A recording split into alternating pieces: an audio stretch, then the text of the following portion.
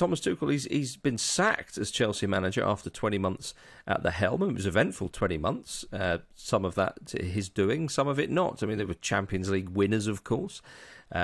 Super Cup and World Club Cup, if my memory serves me well. They got to two FA Cup finals and a League Cup final, and were edged out by Leicester and then Liverpool twice on penalties last season. So, all in all, I mean, he had quite the eventful time. You know, obviously, most notably winning that Champions League. But we know it's harsh at the top, and it's particularly harsh at Chelsea. Yeah, it is, Marcus. And I have to say, I think he's really been given short shrift here, even by Chelsea standards. I think you look at the late-ish start to getting stuff done in the transfer window. I think you look at the fact that, I think the fact that once he was publicly unhappy with the signings, I think it was only, or lack of, I think it was only ever going one way. But having to replace... Yeah. Well, Scott Parker knows. Yes. Having to replace Christensen and especially Rudiger has been really tough. Waited a long time for the centre forward. I mean, I've just ruminated on Twitter whether Pierre-Emerick Aubameyang is 2022's version of Ricardo Quaresma, because the coach gets his boy and then the coach goes. It's like you just imagine him sort of turning up and go, "Oh, it's so nice to see you again. Shall I come round for dinner Thursday?" "Yeah, come round for dinner Thursday." "Oh, you can't come round for dinner Thursday. I've been fired." Should have made it Wednesday. Exactly. Well, I mean, it is incredible. The statement from Chelsea read, as the new ownership group reaches 100 days since taking over the club, and as it continues its hard work to take the club forward, the new owners believe it is the right time to make this transition. I mean, was it 100 matches? We were talking about Tuchel in charge, 100 days. Nice bit of symmetry there for those who care about that sort of thing. But Chelsea, I mean, the signings they've made, it seems odd a little bit to me. I understand that there's there is a struggle that Chelsea are in, and they're the type of club that can't afford a long struggle, of course, because you do that, suddenly you're out of the Champions League early stages. The league title is then gone, even though with Manchester City and Liverpool's quality in recent seasons, one could say, well, is there realistically a title challenge from elsewhere? But the billionaire owners won't see it like that, and understandably so. But they've invested heavily in the squad, spent a lot of money, and that they will be players that you would think, at least on the face of it, that Tuchel would have wanted or would have asked for. Aubameyang seems very much that. Do you think that this is a case of new owners thinking, no, sod this, and perhaps maybe being a little bit trigger happy in their first jaunt in football? Well, I think maybe the concept of working with Tuchel and the reality of working with Tuchel are two different things. What he's done at Chelsea deserves respect. I think Chelsea has changed it because if we look at his reputation before he arrived at Chelsea, I think everyone takes trophies won at Paris Saint-Germain with a little bit of a pinch of salt and a degree of side-eye. I don't think the trophies say that Mauricio Pochettino, the league title that he won at PSG, has made anyone think differently about his qualities as a coach, for better or worse. Mm-hmm. I think when Tuchel turns up at Chelsea, you think, can he really win things at elite level? And you can't ask that anymore because he's gone and won the Champions League. And the Champions League win had his fingerprints all over it. You know, beating Man City in the final. You know, so it wasn't as if it was a slightly kinder draw or something like that. But it's not even that. It's not even how it looks on paper. I think you look at the actual content of that, and I think it's a little bit like, in an even bigger way, it's like David Moyes in the second spell at West Ham. The fact that he took on players and coached players to be better than they currently were. I think that is an absolutely huge thing. And when we talk about the transfer market incessantly, and I have no problem with that because it's a source of extraordinary excitement to us as fans. It's to be and celebrated. Employment for you now, Andy, as well. Yeah. Like I said, it's to be celebrated. I think, if you look at what Tuchel did in the first 6 to 8 months at Chelsea, he proved he was an elite level coach. Now, but just to jump in, you're right, and also what he did last season under great, pressure and a quite a unique situation. The club found itself in with. Kept his and was very statesmanlike and was praised for all angles for what he said about an incredibly delicate and strange situation, and rightly so.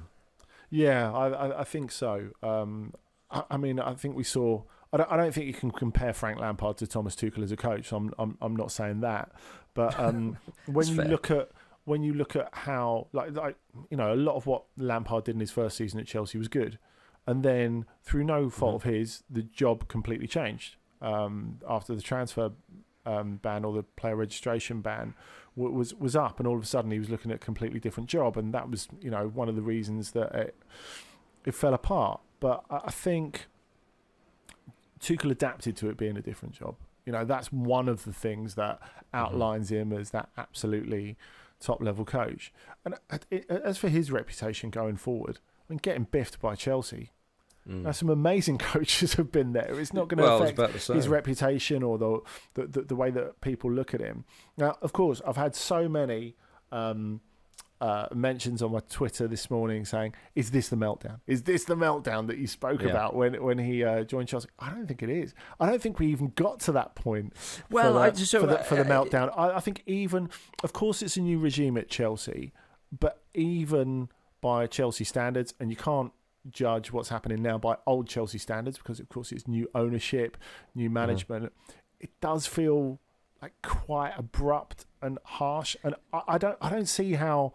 Sure. Unless they've got, I don't know, Elenio Herrera himself, I don't really see how it's going to make Chelsea season better. We got a tweet from Joshua saying, "Is Andy Brassel disappointed he didn't get to see the inevitable public falling out of Tuchel and the board?"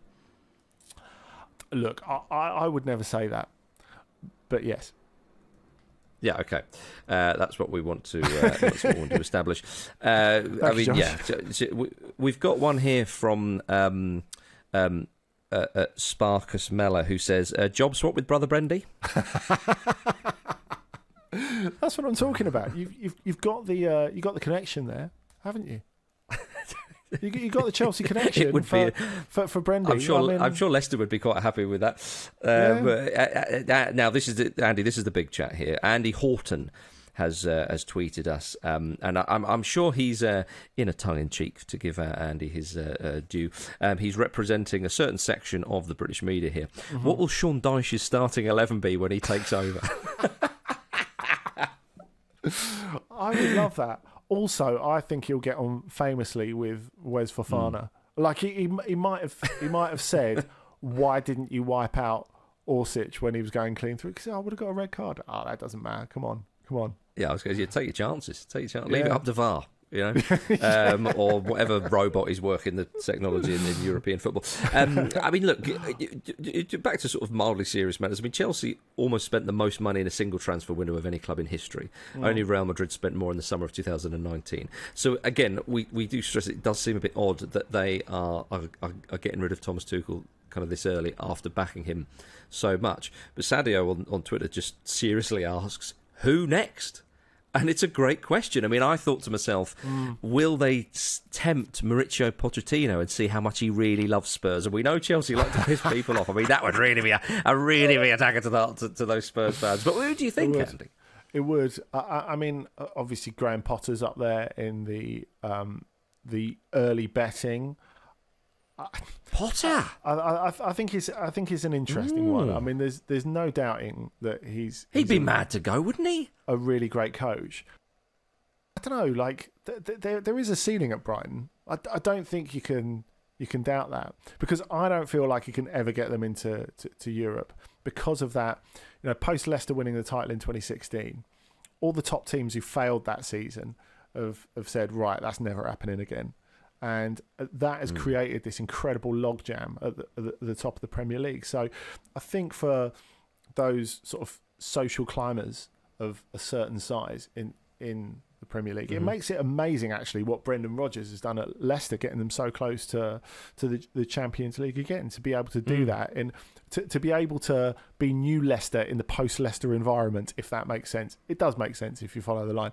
I think it's pretty amazing.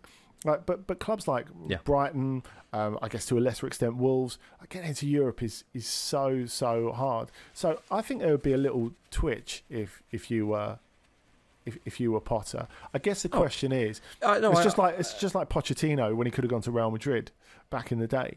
You think, I'm someone who likes to build something. Do I want to go to a club where if it doesn't go brilliantly, I get chucked out in 4 to 6 months? Yeah, I mean, I think it would be on behalf of Brighton fans and, not wanting to get a mouthful from Jules Breach, I think it would be mad if Potter went there at the moment, because it just seems a bit crazy. Courage of your convictions, that's what I like to hear. Absolutely, and it takes it takes a lot to beat Brighton these days, although a certain West London club has done it. Thank you very much. So Potter's in the running.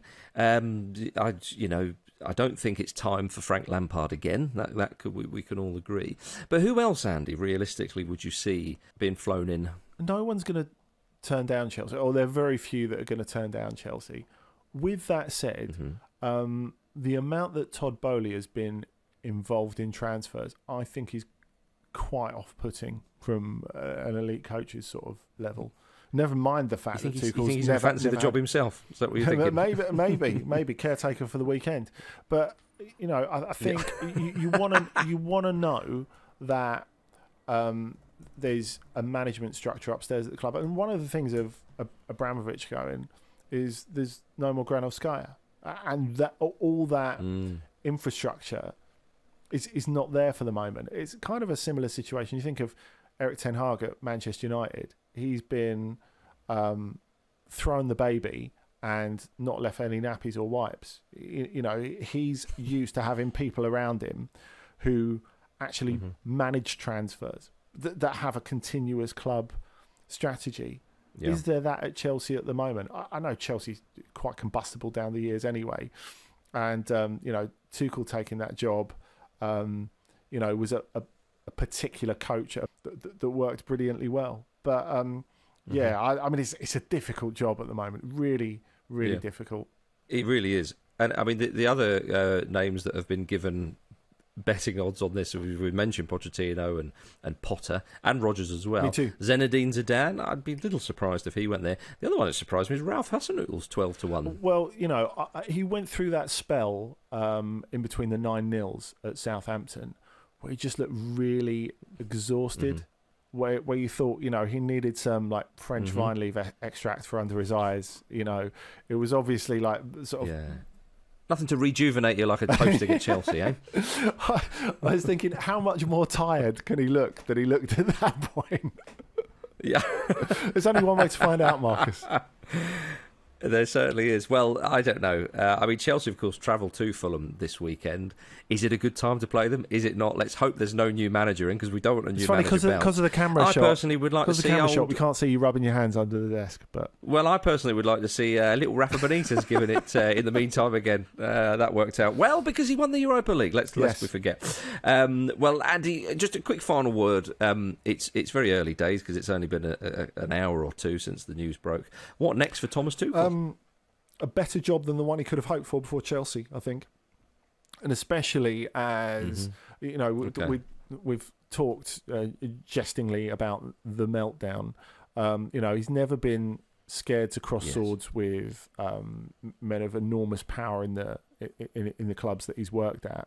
But I think the tact with which he dealt with Chelsea, not just when he arrived, but as you said, last season, I think it makes you look at him and think he's a full package. Of course, they've dropped off extraordinarily since the Spurs game. I don't think you can argue with that.